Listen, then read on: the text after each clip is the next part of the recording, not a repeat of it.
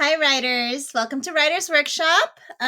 You caught me finishing up the book that I just read to my class, Maggie's Chopsticks. And I was actually inspired by one of my students. I asked my class to write about their favorite part of this story. And one of my students, Helena, actually told me her favorite part was the ending. And she took a line from the book and she said, "That's my favorite line." And the line that she said that she loved the most was, "I smile, fingers fluttering like wings." So I was like, why? I wonder why she really likes this sentence. And I realized it's because when you describe something that well, you can really imagine what it looks like and feels like when the character is doing the thing that they're describing. So I was thinking to myself, I just wrote this story, remember Jennifer's Unfortunate Playday, for our narrative writing. And I was thinking, is there anything else I can add? And I realized, I can do what Helena liked in this book. I can add some details and describe something with an emotion or make it or compare it to something, because in this story, Maggie was learning how to use chopsticks. And when she did learn how to use chopsticks, her fingers were so fast and so graceful that they look like fingers fluttering like wings. So she got so good that it was so fast she could just get things like that. So I wonder, can I add something like that in my own story? Because remember, we're writing a narrative and it's a true story about who? About me or about you, right? So, I looked through my book and I found a place where I can add some details. And really good details are things that help you see things in your head. Like you can describe how something looks or the color. You can describe how something smells. Like if you were talking about some food somewhere or flowers, you can say, "Ooh, it smelled like sweet candy when I walked out into the carnival," because I can smell the cotton candy. Or maybe you can add how something felt. Like maybe you were holding a pillow in your story and you're like, "Ooh, it was as soft as the clouds." So describing something using your senses or comparing it to something is a great way to add details. So I'm going to try this out. I'm going to try to copy what this author, Alan Wu, did in his story, and I'm going to put it into my story. Are you ready to see me try? And then you get to try after? All right, cool. All right, come with me.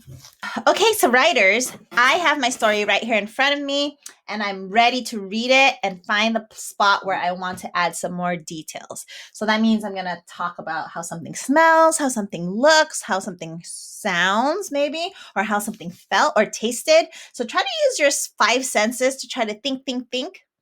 What can I add so that my reader really feels like they can see what I did or feel what I did? So Jennifer's Unfortunate Playday. Let's read it. I loved playing outside with my sister Stephanie and friend Bruce, but one day it was not so fun to play outside. I think that was pretty detailed. We have all the characters. I think that's pretty good.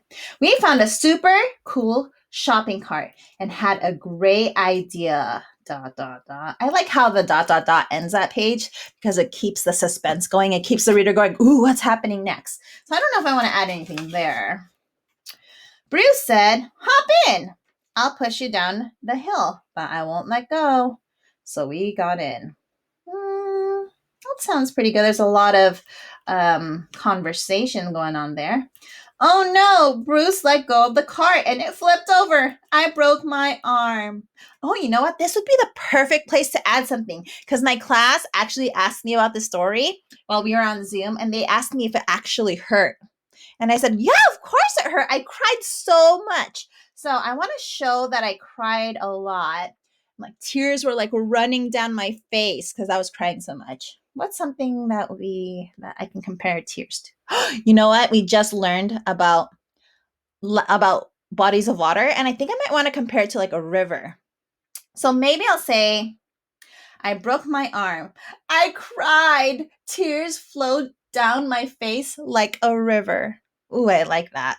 That really shows that I just kept crying and couldn't stop because it hurt so much. All right, let's add that. I cried Tears flowed down my face like a what? What did I say? Oh, yeah, a river, right? Because that just keeps flowing and flowing and flowing. Now I can really imagine myself when I was like, I think I was around 8 years old or 9 years old when this happened. I can imagine a little 8-year-old girl just crying and crying, her face all wet, and little rivers like down her side of her cheeks.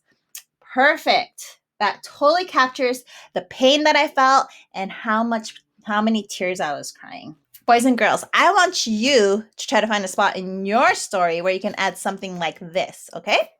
So we're not quite done yet with this story, but I did end up adding something. So come with me. Okay, boys and girls, so thank you so much for rereading my story with me and helping me find a spot where I can add those details. And I definitely love this little addition to how much pain I felt. I can really imagine that moment again in my head, and I hope you can too as the reader of my story.